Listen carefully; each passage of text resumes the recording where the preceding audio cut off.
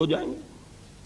تو معلوم ہوا کہ قانونی ایمان جس پر دار و مدار ہے کفر اور اسلام کا، اس کا کل دار و مدار صرف قول پر ہے، ماننے پر ہے،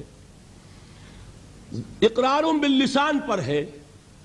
یہ بات آپ نے سنی ہوگی، امام ابو حنیفہ کا قول ہے 100% درست کہ گناہ کبیرہ سے بھی انسان کافر نہیں ہوتا۔ کبیرہ گناہ ہے، شراب پی ہے، کافر نہیں ہے، حد لگا دو۔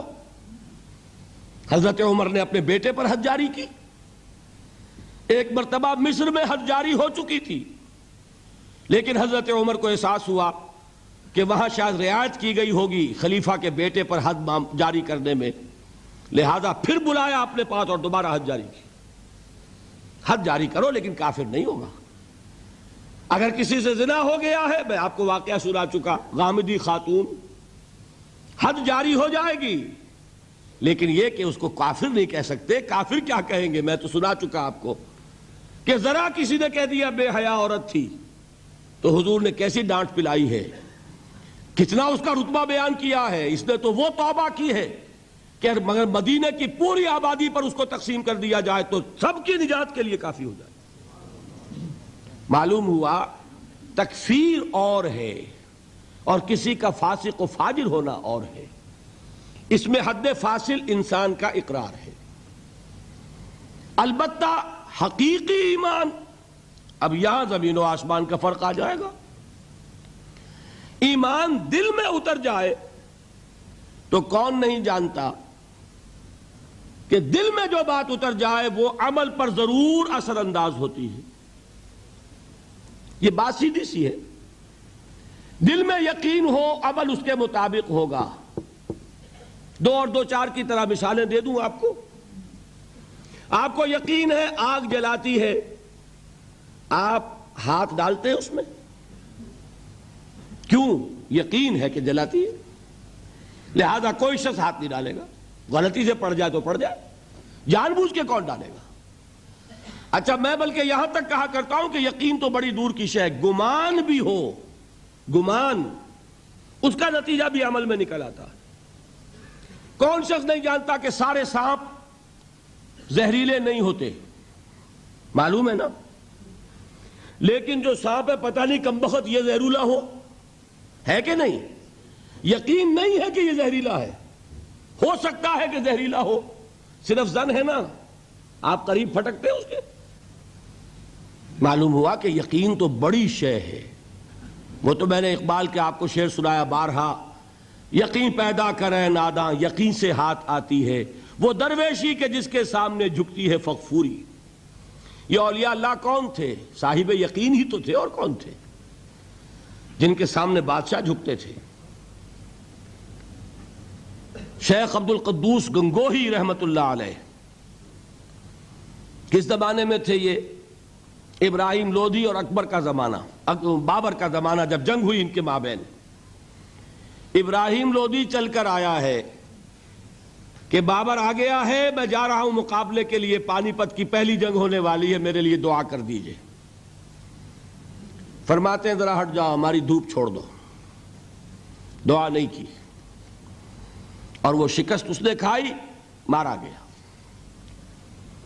ان سے بھی پہلے کی بات ہے، نظام الدین اولیاء رحمت اللہ علیہ 7 بادشاہوں کا زمانہ دیکھا ہے۔ کسی بادشاہ سے ملنے کا تو خیر سوال ہی نہیں، اس کے پاس جانے کا سوال نہیں، کسی کو اجازت نہیں دی حاضر ہونے کی۔ ایک بادشاہ نے کہا کہ آپ کیسے روک سکتے ہیں، میں آ جاؤں گا۔ تو جواب یہ لکھوایا ہے کہ درویش نے اپنے گھر کے 2 دروازے رکھے ہوئے ہیں، بادشاہ ایک دروازے سے داخل ہوگا، درویش دوسرے سے نکل جائے گا۔ بادشاہ چاہتا ہے اذن باریابی، اور سلطان الہند پھر کون ہوا؟ سلطان الہند تو پھر نظام الدین اولیاء ہوئے، جس کی قدم بوسی کے لیے بادشاہ آنا چاہتا ہے اور وہ اجازت نہیں دے رہے، اس لیے ان کا نام ہے سلطان الہند، حضرت نظام الدین اولیاء رحمت اللہ علیہ۔ تو یہ جان لیجئے۔ ایک اور کا واقعہ ابو علی قلندر کا، نواب ٹونک نے جاگیر کے لیے ایک وثیقہ بھیج دیا، ہم نے آپ کی خانقاہ کے لیے اتنے گاؤں کی جاگیر لکھ دی۔ اسی کاغذ کے پشت پر ایک شعر لکھا، ما آبروئے فقر و قناعت نباختیم، با میر خان بگوئے کہ روزی مقدر است۔ جاؤ میر خان سے کہہ دو، نواب ٹونک سے، ہماری روزی اللہ کے ہاں مقدر ہے، لکھی ہوئی ہے، ہم تمہارے ہاتھ اپنے فقر اور درویشی کی عزت بیچنا نہیں چاہتے، لے جاؤ اپنا وثیقہ۔ کون تھے یہ؟ صاحب یقین۔ یقین پیدا کرے ناداں، یقین سے ہاتھ آتی ہے وہ درویشی کہ جس کے سامنے جھکتی ہے فغفوری۔ شہنشاہ ہند اذن باریابی چاہے اجازت نہ ملے، وہ یقین کی بات ہے۔ آپ سوچئے یقین پیدا ہو جائے تو کیا ہوگا؟ اس کی ایک شکل تو میں کل آپ کو دکھا چکا، توکل ہوگا، راضی برضا ہوں گے، خوف نہیں ہوگا، حزن نہیں ہوگا، ڈر کاہے کا، میرا محافظ میرا رب۔ اچھا اس نے ہی کوئی چیز میرے لیے لکھ دی ہے تو کون محافظ ہو سکتا ہے؟ اور اللہ سے بچانے والا کوئی ہے؟ اور ہم اللہ کی طرف سے مقرر کردہ کسی چیز سے بھاگیں گے کیا؟ وہ تو ہمارا محبوب ہے، محبوب کی رضا اسی میں ہے، حاضر ہیں ہم۔ نہ شبد نصیب دشمن کے شبد ہلا کے تیغت، سری دوستاں سلامت کے تو خنجر آزمائی۔ بتائیے کوئی خوف ہوگا، کوئی حزن ہوگا؟ الا ان اولیاء اللہ لا خوف علیہم ولا هم یحزنون۔ یہ ہے معاملہ ایک۔ دوسرا معاملہ یہ، کیا دل میں یہ یقین ہو کہ اللہ ہے اور مجھے دیکھ رہا ہے اور مجھے اس کے حضور میں حاضر ہونا ہے، پھر بھی آپ شراب پی سکیں گے؟ بتائیے، دل میں یقین ہو کہ اللہ مجھے دیکھ رہا ہے، آپ زنا کر سکیں گے؟ چوری کر سکیں گے؟